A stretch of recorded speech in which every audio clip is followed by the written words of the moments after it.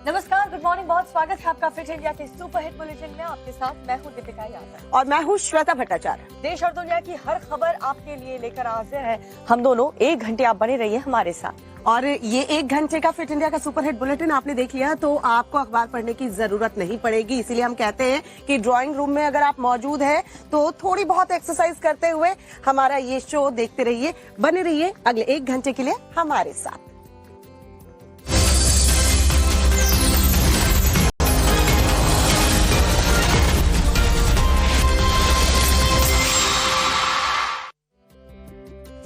और चलिए सबसे पहले बात सर्दी की कर लेंगे। उत्तर भारत में 4 दिन से सर्दी का प्रकोप जो है वो कम नजर आ रहा है, लेकिन मौसम विभाग ने जो अनुमान जताया है उससे कह सकते हैं दिल्ली एनसीआर के लोगों की टेंशन बढ़ सकती है, क्योंकि मौसम विभाग ने पहाड़ी इलाकों के लिए एक बार फिर से भारी बारिश का अलर्ट जारी किया है, जिसको लेकर के वहां तो ठंड बढ़ेगी लेकिन मैदानी इलाकों में भी ठंड का प्रकोप एक बार फिर से झेलना पड़ सकता है। बसंत पंचमी के बाद से मैदानी इलाकों में जहां ठंड कम हुई है तो वहीं पहाड़ी इलाकों में एक बार फिर से बर्फबारी शुरू हो सकती है। हिमाचल प्रदेश में 4 दिन बारिश और बर्फबारी के आसार हैं। मौसम विज्ञान केंद्र शिमला ने 19 फरवरी को प्रदेश के ऊपरी इलाकों में बारिश और 21 फरवरी तक बारिश बर्फबारी का रेड अलर्ट जारी किया है। प्रदेश के सभी 12 जिलों में भारी बारिश की संभावना जताई गई है। बिजली गिरने और ओलावृष्टि का अनुमान जारी किया गया है। कई जिलों में 50 किलोमीटर प्रति घंटे की रफ्तार से तेज हवाएं चलने का रेड अलर्ट जारी किया गया है। मौसम विभाग की तरफ से जारी की गई चेतावनी से सबसे ज्यादा प्रभावित होने वाले जिलों में चंबा, कांगड़ा, कुल्लू, मंडी, शिमला, सोलन, सिरमौर, किन्नौर और लाहौल स्पीति में बहुत भारी बारिश बर्फबारी की संभावना है। तो वहीं कुल्लू के रोहतांग में अटल सुरंग के पास ताजा बर्फबारी हुई, जिसका वीडियो सामने आया है। अलर्ट को देखते हुए मौसम विभाग ने पर्यटकों से हिमाचल के ऊपरी इलाकों में यात्रा को रद्द करने की सलाह दी है, क्योंकि पहाड़ी क्षेत्र में 22 फरवरी तक मौसम खराब रहने के आसार हैं। उधर पहाड़ी पर मौसम बिगड़ा तो उत्तर भारत के मैदानी इलाकों में भी सर्दी के यू टर्न की संभावना काफी बढ़ गई है। दीपिका, अमूमन प्याज टमाटर के दाम जब बढ़ जाते हैं तो किसानों को उसके चोरी का डर सताने लगता है। इस बार लहसुन की ये बारी है। 80-90 रुपए किलो बिकने वाला लहसुन अब 400-500 रुपए किलो बिक रहा है। किसानों को तो फायदा हो रहा है, लेकिन उनकी टेंशन भी बढ़ गई है कि कहीं उनका ये माल है वो चोरी न हो जाए। और चोरी से बचाने के लिए अपने सामान को किस तरीके से जो मध्य प्रदेश के छिंदवाड़ा के किसान हैं, उन्होंने एक नायाब तरीका निकाला है और इस तरीके को बाकी किसान भी अपना रहे हैं। देखिए क्या है वो तरीका। लहसुन के भाव 7वें आसमान पर है। बाजार में लहसुन 400 से 500 रुपए किलो बिक रहे हैं, जिससे किसान न सिर्फ खुश हैं बल्कि मालामाल भी हो रहे हैं। लहसुन की कीमतों में भारी उछाल के साथ फसलों की सुरक्षा को लेकर भी किसान टेंशन में हैं। ऐसे में मध्य प्रदेश में छिंदवाड़ा के बडनूर के रहने वाले लहसुन उत्पादक राहुल देशमुख ने खेत से लहसुन चोरी न हो, इसके लिए खेत को सीसीटीवी से लैस कर दिया है। सीसीटीवी के जरिए अब 24 घंटे लहसुन की निगरानी होती है। दरअसल कुछ दिन पहले लहसुन उत्पादक राहुल देशमुख के खेत से 10 किलो लहसुन चोरी हो गए थे। पुलिस में शिकायत के बाद चोर को पकड़ भी लिया गया था, लेकिन अब लहसुन चोरी न हो इसके लिए किसान राहुल देशमुख ने अपने 13 एकड़ खेत में सीसीटीवी कैमरे लगाए हैं। किसान राहुल देशमुख को देखकर दूसरे किसानों ने भी अपने खेतों में सीसीटीवी लगवाए हैं, ताकि उनके खेतों से लहसुन चोरी न हो सके। अपनी मांगों को लेकर के दिल्ली कूच पर अड़े जो किसान हैं, उनसे केंद्र की बातचीत चौथे दौर की चंडीगढ़ में हुई है। इस दौरान केंद्र ने एमएसपी को लेकर के किसान संगठन के सामने एक प्रस्ताव भी रखा और केंद्र सरकार के इस प्रस्ताव पर कहा है कि किसान चर्चा करेंगे और उसके बाद बताएंगे कि उनका अगला कदम क्या होगा। किसान अभी भी कुछ मांगों को लेकर अड़े हुए, लेकिन किसान संगठन और केंद्रीय मंत्रियों के बीच एमएसपी के किस प्रस्ताव पर चर्चा हुई है, रिपोर्ट दिखाते हैं, देखिए जरा। एमएसपी की गारंटी कानून और कर्ज माफी समेत कई मांगों को लेकर दिल्ली कूच के लिए अड़े पंजाब किसान संगठन और केंद्रीय मंत्रियों के बीच चंडीगढ़ में चौथे दौर की अहम बैठक हुई। बैठक के बाद केंद्रीय मंत्री पीयूष गोयल ने किसान संगठनों के साथ हुई बैठक को पॉजिटिव बताया। बैठक में किसान और केंद्रीय मंत्रियों के बीच एक प्रपोजल बना, जिसके मुताबिक कृषि से जुड़ी सरकारी संस्थाएं NCCF और नफेड दलहन, मक्का, कपास समेत 4 फसलों पर किसानों के साथ 5 साल का कॉन्ट्रैक्ट करेगी और उस पर MSP खरीद की गारंटी दी जाएगी। 5 साल के लिए एक कॉन्ट्रैक्ट करके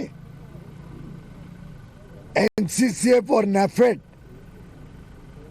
गारंटी करेगा कि अगले 5 साल तक जो भी क्रॉप डाइवर्सिफाई करके ये 4 प्रोडक्ट्स बनाएगा, 4 उत्पादन खेती के करेगा, उसको ये संस्थाएं MSP पर खरीदेगी।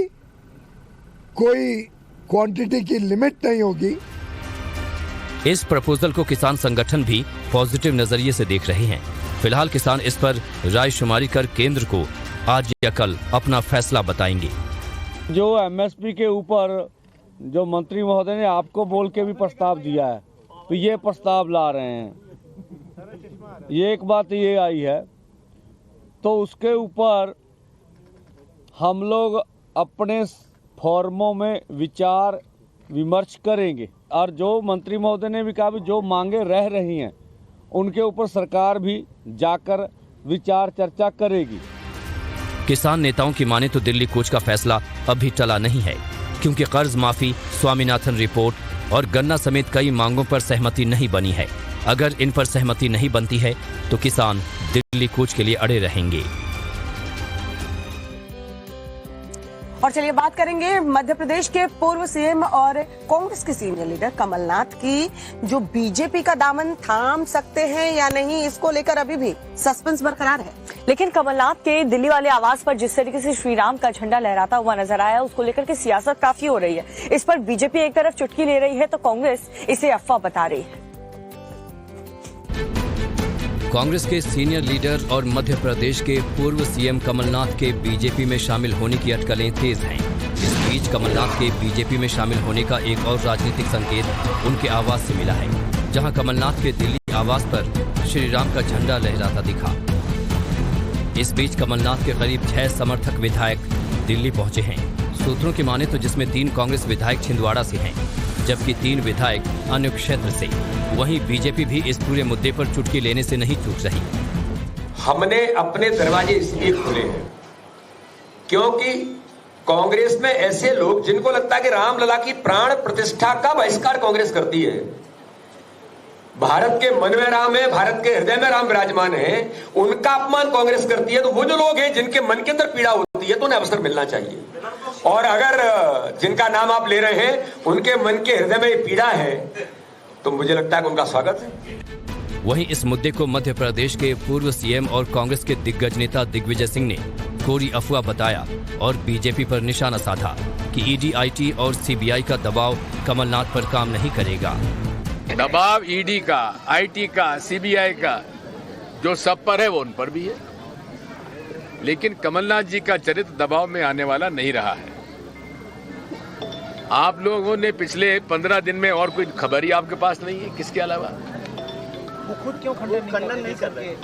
और कैसे खंडन करेंगे कि उन्होंने ज्वाइन नहीं किया, उन्होंने इस्तीफा दिया, और क्या खंडन होता है? फिलहाल सियासी माहौल गर्म है। अब देखना है कि कमलनाथ इन अटकलों को खारिज करते हैं या फिर इसे सच साबित करते हैं। और अब खबर पश्चिम बंगाल से, जहां पर संदेश खाली हिंसा की निष्पक्ष जांच हो, इसको लेकर के कलकत्ता हाई कोर्ट और सुप्रीम हाई कोर्ट में आज अहम सुनवाई होने वाली है।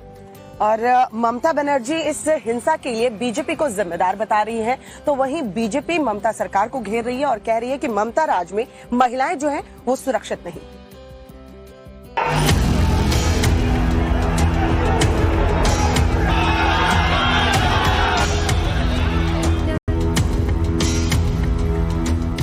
पश्चिम बंगाल में संदेश खाली हिंसा को लेकर जहां एक तरफ सियासी सरगर्मी बढ़ती जा रही है, तो वहीं अब इसे लेकर आज सुप्रीम कोर्ट और कलकत्ता हाई कोर्ट में सुनवाई होगी, जिसमें कोर्ट की निगरानी में निष्पक्ष जांच की मांग की गई है।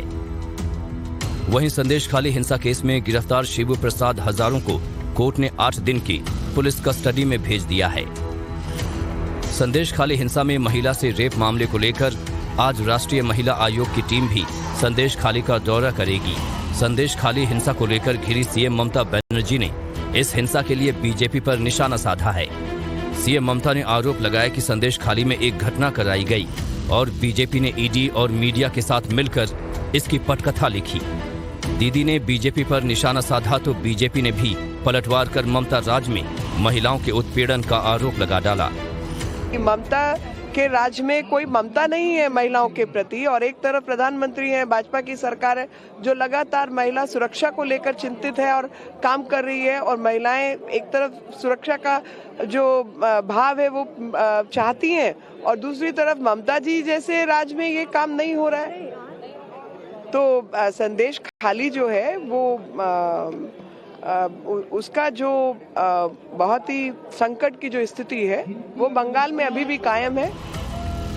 संदेश खाली को लेकर जहां सियासत गरमाई हुई है, तो वहीं इन सब के बीच 7 मार्च को पीएम मोदी का पश्चिम बंगाल में संभावित दौरा है, जिसमें पीएम मोदी बारासात में महिलाओं की रैली को संबोधित कर सकते हैं। इस दौरान लोकसभा चुनाव के मद्देनजर पीएम मोदी के निशाने पर ममता दीदी रहेंगी। और प्रधानमंत्री नरेंद्र मोदी आज यूपी के दौरे पर रहने वाले हैं। आज सुबह के वक्त बताया जा रहा है प्रधानमंत्री नरेंद्र मोदी संभल में मौजूद रहेंगे और वहां कल्की धाम का शिलान्यास करने वाले हैं। और इसके अलावा इस दौरान आचार्य प्रमोद कृष्णम के साथ साथ सीएम योगी आदित्यनाथ, पंडित धीरेन्द्र कृष्ण शास्त्री और हजारों की गिनती में साधु संत भी मौजूद रहेंगे। पीएम मोदी आज उत्तर प्रदेश के 1 दिवसीय दौरे पर रहेंगे। इस दौरान वो संभल जिले में श्री कल्की धाम मंदिर की आधारशिला रखेंगे। इस दौरान पीएम मोदी एक जनसभा को भी संबोधित करेंगे। बड़े सौभाग्य का विषय है कि भारत के यशस्वी प्रधानमंत्री श्री नरेंद्र भाई मोदी जी के कर कमलों द्वारा हो रहा है। श्री कल्की धाम पूरी दुनिया में एक ऐसा धाम है जो भगवान के अवतार से पहले बन रहा है, पहले स्थापित हो रहा है। पूरी दुनिया में जितने धाम है वो तब बने हैं, तब स्थापित हुए जब भगवान आया, आने के बाद। ये श्री कल्की धाम ऐसा धाम है कि भगवान विष्णु के 10वें अवतार श्री कल्की नारायण भगवान के अवतार होने से पूर्व बन रहा है, पूर्व स्थापित हो रहा है। इस दौरान कल्की धाम पीठाधीश्वर आचार्य प्रमोद कृष्णम, आचार्य धीरेन्द्र शास्त्री समेत हजारों संत समाज के लोग मौजूद रहेंगे। यूपी के सीएम योगी आदित्यनाथ भी इस कार्यक्रम में मौजूद रहेंगे। मंदिर का निर्माण श्री कल्की धाम निर्माण ट्रस्ट करवा रहा है, जिसके अध्यक्ष आचार्य प्रमोद कृष्णम हैं। पीएम मोदी सुबह करीब 10:30 बजे श्री कल्की धाम मंदिर का शिलान्यास करेंगे। इस दौरान पीएम मोदी श्री कल्की धाम मंदिर के मॉडल का अनावरण करने के साथ साथ जनसभा को भी संबोधित करेंगे। पीएम मोदी के दौरे को लेकर लगभग सभी तैयारियां पूरी कर ली गई हैं। सुरक्षा के कड़े इंतजाम किए गए हैं। भारी पुलिस फोर्स की तैनाती के साथ साथ हेलीकॉप्टर से भी सभा स्थल और कार्यक्रम वाली जगह की निगरानी की जा रही है। और चलिए आपको इस मंदिर की खासियत बताते हैं, कितनी एकड़ में ये बना है, कितना भव्य ये बनेगा। बिल्कुल, पौराणिक महत्व इसका क्या है, सब कुछ बताया है आचार्य प्रमोद कृष्णम ने। बात की है हमारी सहयोगी आकांक्षा खजूरिया ने। देखिए जरा। ये सनातन के गौरव का विषय है, भारत के लिए अद्भुत पल है। भगवान के होने वाले अवतार का धाम और उसकी आधारशिला रखने के लिए भारत के प्रधानमंत्री आ रहे हैं। श्री कल्की अवतार, पुराणों में ये लिखा है कि कलयुग में भगवान श्री कल्की के रूप में अवतार लेंगे। तो जहां भगवान अवतार लेंगे उस धरती पर ही उनके अवतार से पहले भगवान का धाम बन रहा है, और उस धाम की आधारशिला रखने के लिए भारत के प्रधानमंत्री आ रहे हैं। और उस शिलान्यास समारोह की सफलता के लिए और भविष्य के विषय में जो शब्दों का प्रयोग करते हुए जिन भावनाओं की अभिव्यक्ति भारत की राष्ट्रपति आदरणीय द्रौपदी मुर्मू जी द्वारा भेजे गए पत्र में हो रही है, उससे मैं बड़ा आनंदित हूँ।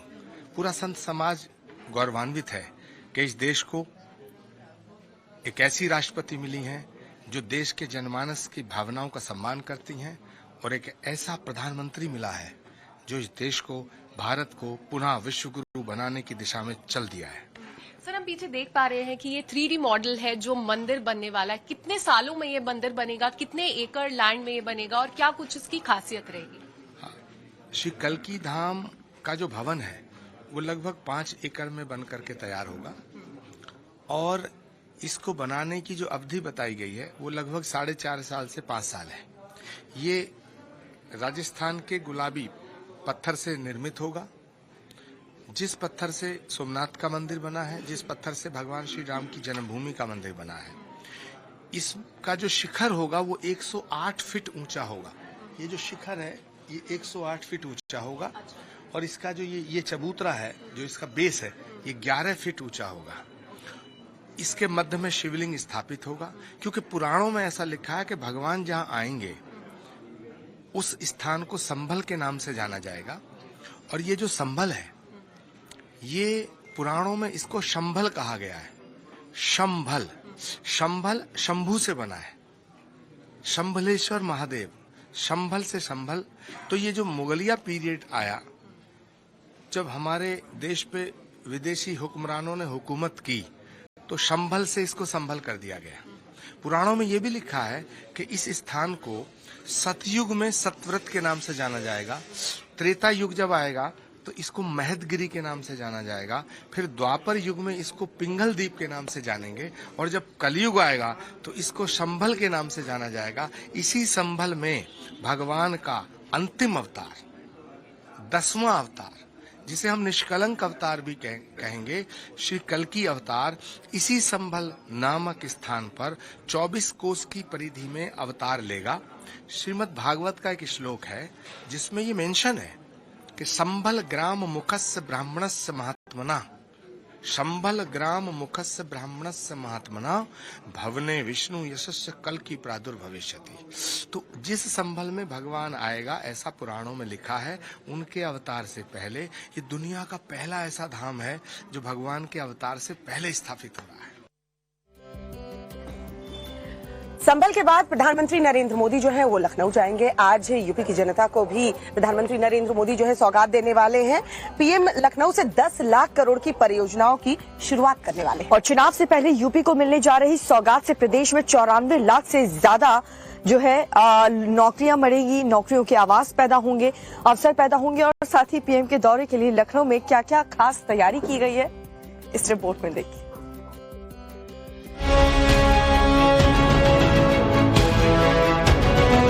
यूपी को आज बड़ी सौगात मिलने जा रही है।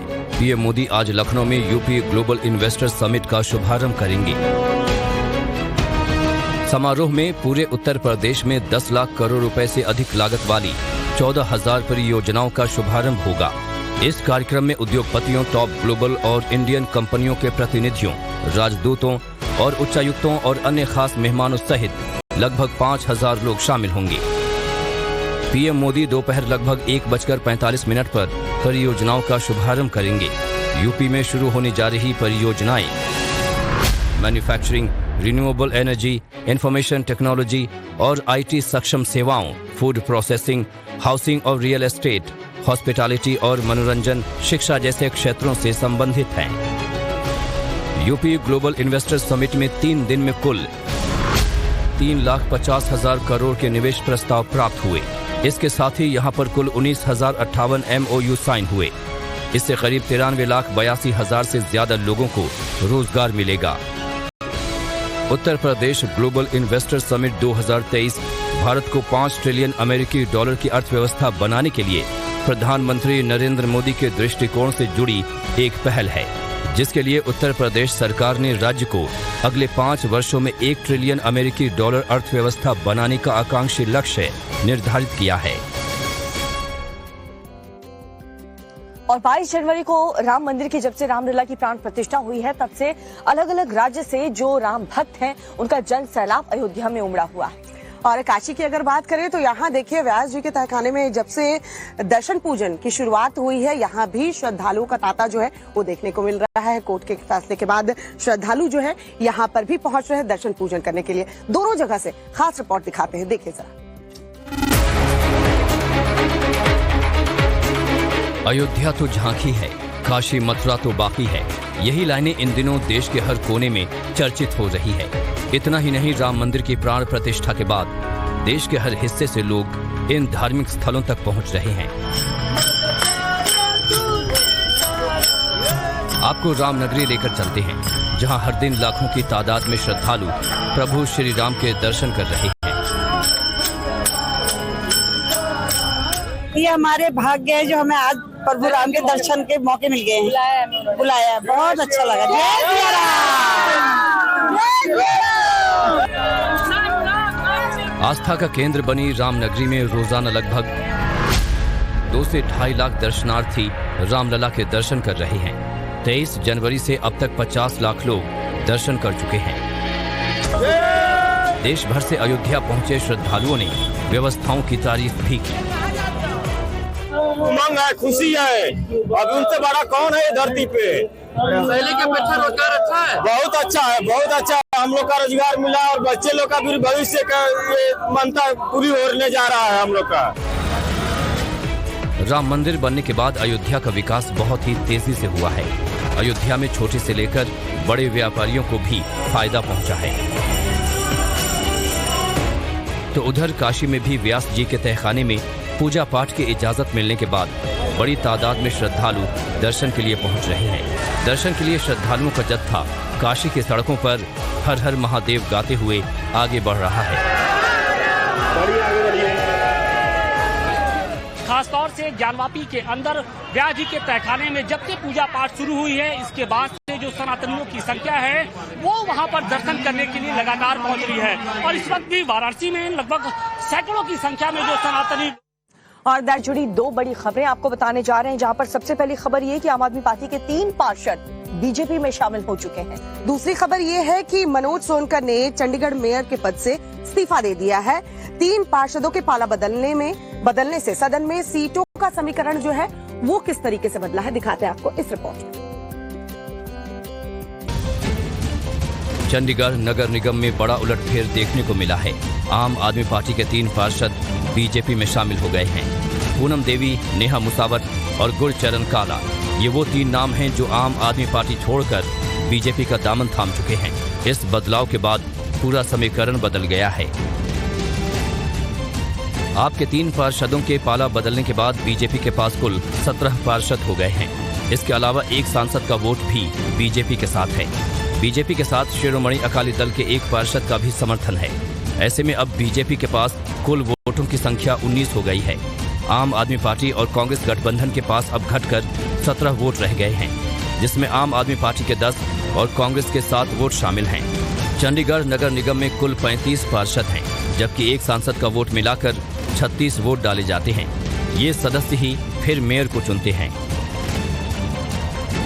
वहीं चंडीगढ़ मेयर चुनाव विवाद में नया मोड़ आ गया है। बीजेपी के मेयर मनोज सोनकर ने सुप्रीम कोर्ट में मामले की सुनवाई से ठीक 1 दिन पहले रविवार रात को इस्तीफा दे दिया है। सुप्रीम कोर्ट में आज मेयर विवाद को लेकर सुनवाई होगी। आम आदमी पार्टी और कांग्रेस ने बीजेपी पर धोखाधड़ी से अपना मेयर बनाने का आरोप लगाया था। चीफ जस्टिस ने मेयर चुनाव में रिटर्निंग ऑफिसर रहे अनिल मसीह को बड़ी फटकार लगाई थी। चीफ जस्टिस DY चंद्रचूड़ ने यहां तक कहा था कि रिटर्निंग ऑफिसर पर केस चलाया जाना चाहिए।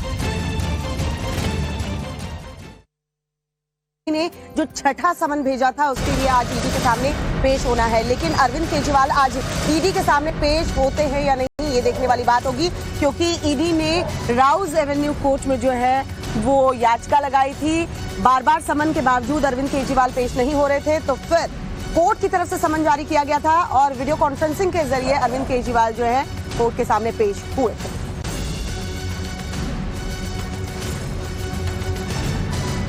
हालांकि बजट सत्र का हवाला देते हुए फिजिकली वो पेश नहीं हो पाए थे और मार्च तक के लिए राहत जो है कोर्ट की तरफ से अरविंद केजरीवाल को दी गई थी। और अब बड़ी बात यह है कि आज वो ईडी के सामने पेश होते हैं या नहीं। इस वक्त एक और बड़ी खबर आपको बताते हैं। राहुल गांधी एक तरफ भारत जोड़ो न्याय यात्रा कर रहे हैं और आज उनकी ये जो यात्रा है वो अमेठी जाने वाली, जिसको लेकर के ये कहा जा रहा था कि अखिलेश यादव भी शामिल हो सकते हैं, लेकिन अभी इस पर सस्पेंस बरकरार है। पहले सीट शेयरिंग पर बात करना चाहते थे अखिलेश यादव, बात फाइनल होने तक यात्रा से दूरी रखेंगे अखिलेश यादव। सीटें फाइनल होने के बाद ही अखिलेश यादव इस यात्रा में शामिल होंगे राहुल गांधी के साथ। लेकिन अभी फिलहाल अमेठी में जब राहुल गांधी होंगे तो इसमें अखिलेश यादव शामिल होंगे या फिर नहीं, इस पर अभी भी सस्पेंस बरकरार है। बड़ी खबर इस वक्त की आपको बताई हमने। फिलहाल